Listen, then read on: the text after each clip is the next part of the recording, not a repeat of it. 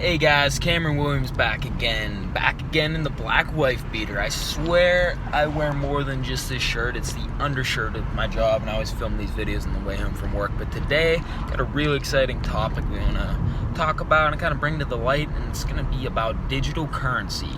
So digital currency, we're going to talk about how it could very well thrive in the future. I don't know if we're talking 6 months, 1 year, 5 years, 10 years, but it's highly likely that digital currency could thrive in the future, and we're going to go through the reasons in this video of why, because it's a consensus agreement. We're going to talk about the history of consensus agreements with time, language, barter system, and just our current money system. And we're also going to talk about what could be the future of digital and cryptocurrency, and what could be the tipping point of all this stuff here. So let's first start by just talking about what money in the dollar actually is. So it's a consensus agreement. So everybody agrees that this $1 is worth $1 because that's what the payee is willing to accept, and that's what the payer, that's what they think that value is. So it's the value agreement, the consensus value agreement. So this is worth $1 because we all agree that it's worth $1. So that's not the only consensus agreement that we've had in our history here. Let's talk about time for being a consensus agreement, and we'll also talk about language being a consensus agreement. So time, let's first start with that. So before there was any calendars, clocks, hours, seconds, minutes, any of that stuff, it was just sunrise, sunset. That was the basis of time. That's what we called time. So the sun went up, it was the day, and then when it went down, it was nighttime. But now we need a more precise way to measure that. And that's really all what any consensus agreement is just a relativity kind of agreement that this means that or this means that. So now we agree 60 seconds is 1 hour, or 1 minute, and 60 minutes is 1 hour. So it kind of goes up incrementally from there, but essentially it's all made up stuff, really. 1 second is just a relative agreement that, okay, this means this, and in so many of these seconds, which is made up, we have a minute, and that which is also a made-up thing. And then 60 made-up minutes means an hour, but it definitely is very effective for keeping everything in line, everything in track. We know we have days out of it, we have months, years, and it keeps everything in line, and we need that precision to be able to all just work in society together and live amongst each other and all have that set agreement. So time is a consensus agreement. Time is a consensus agreement. Also, language is a consensus agreement. So this, give me a moment, this pen is a pen because we all agree that's what a pen actually is. It could be called anything. We all agree the sky is blue because that's the description we give it, that the sky is blue. So if everyone agrees it, okay, the sky is blue. That blue is also it's really a made-up term. Words are just a way to describe just a way of describing a symbol or a way of doing things. Words actually don't mean anything. It's the thing behind the words that actually has meaning. And that's also because it's a consensus agreement. So we all agree these certain terms mean these certain things, and then we go from there. But also very, very necessary to know that this means this because everyone else agrees it means that. I know even like in school, whenever learning Spanish, so I speak English, obviously, but Spanish, it seems like a whole just new concept and new everything, but you start to learn that Spanish is no different than English. It's just these words or terms mean certain things because everyone agrees that they mean those specific things.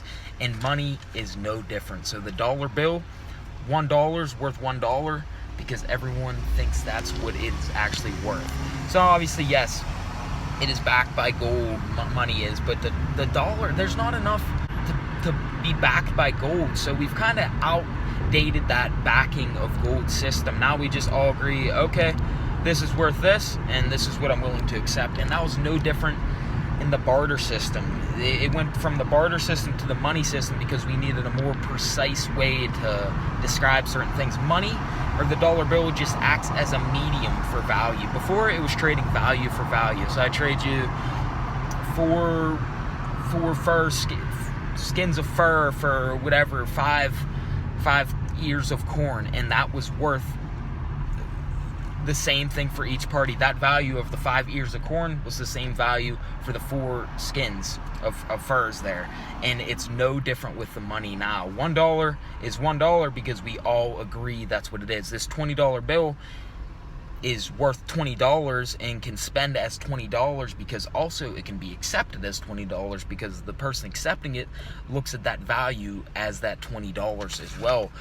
And talking about the digital currencies now, most of the payments in every just payment method most of the time anymore is really through a credit card or through some digital way or digital means of paying. Yeah, it's backed by those dollars, but it's really the same difference at this point. Even when you deposit money in the bank, you really aren't getting that actual money in there. It's actually just, sorry, changing lanes there, guys, but it's actually just a digital in a screen saying, okay, this is X has, or person B has X amount of currency or dollars in their bank account. So it's really just a digital system, really as is now. So why not just make it more precise and more efficient by using digital currencies? And that's what we're really starting to see just in society here. So that's where we're going. There's a lot of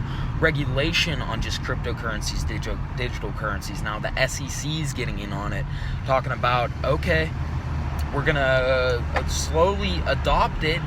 Even if they know they're adopting it or not, they know that it's kind of an inevitable future, so they have to change. But any regulation I view as adoption, because people are more willing to accept those certain means of payments, and if they're making regulations on it, that means that they're gonna move forward past those regulations. So first regulations come and then action comes afterwards. So that's what we're starting to see now. It's getting more regulated. That's why there's different just stable coins, like what Facebook's doing right now with the Libra coin. It's a stable coin pegged to the US dollar. So 1 Libra is considered the same as $1.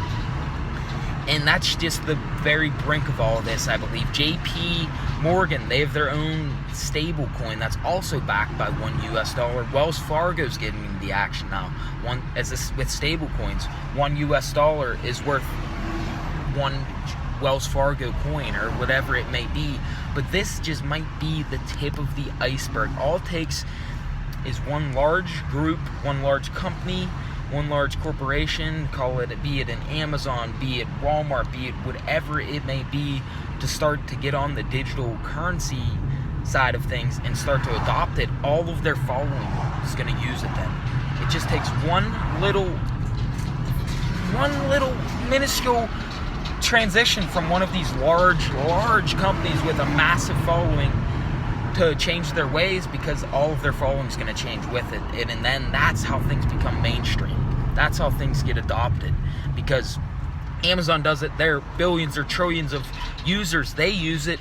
It becomes normalized. Just think how weird the dollar system must have been to people changing from the barter system. They were like, probably, what is this means of payment that I can get these things now? What do you mean I don't have to trade this specific value, these ears of corn, these fur skins, these whatever? I can just use this money to pay for it instead. It must have been the strangest transition possibly ever, changing from the barter system to the money system. But now we're in a very, very similar boat, changed from the dollar system to perhaps a digital currency. Everything is getting digitized, like I said, with the credit cards, everything like that.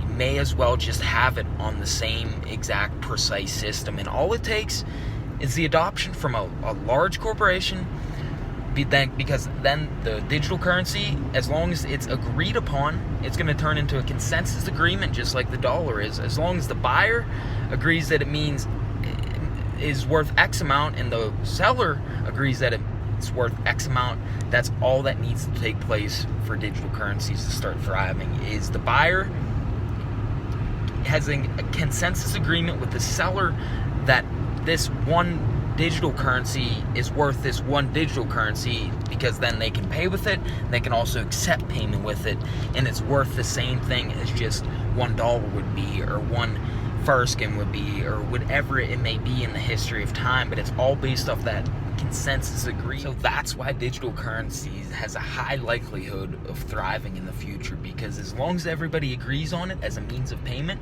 as a consensus agreement, just like any other money or barter system, then the rest will be history and the dominoes will fall one by one. And digital currency will be the same exact thing as any other currency we've ever had in the history of time, and just any other consensus agreement we've had in the history of time. All it takes is that one domino to fall, and then the rest will fall with it. That's really all I have to say about digital currencies in this episode. If you liked what I had to say, please like, comment, subscribe, share, do all that other good stuff. Once again, this is Cameron Williams. I'll see you guys back here next time. Signing off.